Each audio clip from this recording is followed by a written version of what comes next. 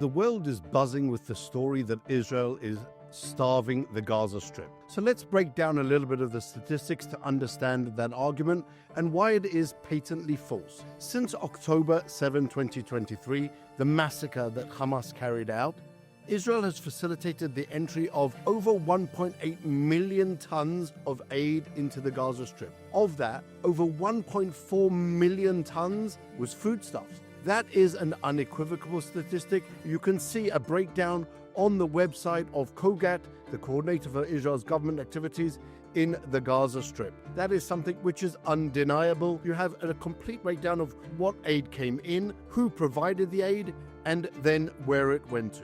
Since May 26, 2025, there has been operating in the southern Gaza Strip the Gaza Humanitarian Foundation. That foundation has provided no fewer than 98 million meals to the Gazans.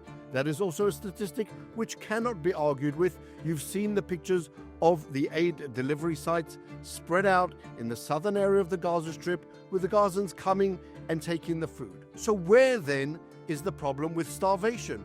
Where are the starving Gazans? You have the southern Gaza Strip, which is being provided with food by the Gaza Humanitarian Foundation.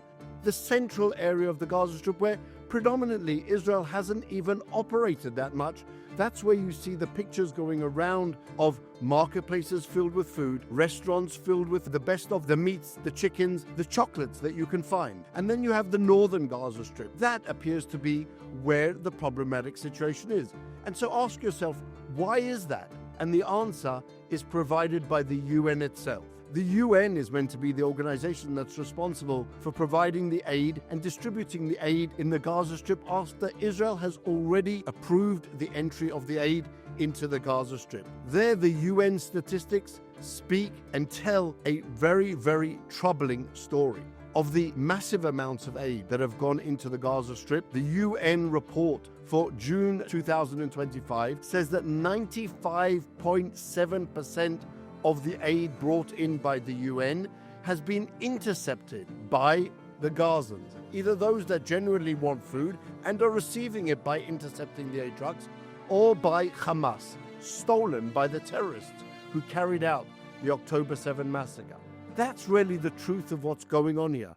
You're seeing Gazans in the south being provided with aid by an independent mechanism that is functioning, as opposed to the northern area of the Gaza Strip, where the UN is failing time and time again, refusing to collect aid that has been approved by Israel and is sitting waiting for them for distribution in the Gaza Strip. Unfortunately, the UN has been offered support by Israel to ensure that the aid actually gets to the distribution sites, but the UN has refused. If their goal is to provide food for the Gazans to prevent the starvation, why are they refusing to act and to operate with the independent providers of the aid? Why are they refusing to cooperate with the Gaza Humanitarian Foundation? Why are they refusing to accept the security of Israel to provide aid? Instead, they're running around the world providing pictures of children suffering from specific muscular diseases and providing them as the example of the claim that Israel is starving the Gaza Strip. So ask yourself this: why are you not seeing pictures of adults suffering from the same starvation? Do the Gazans not first feed their children? Are they not first worried about providing for their children? Or are there no pictures of the adults starving that the world can see?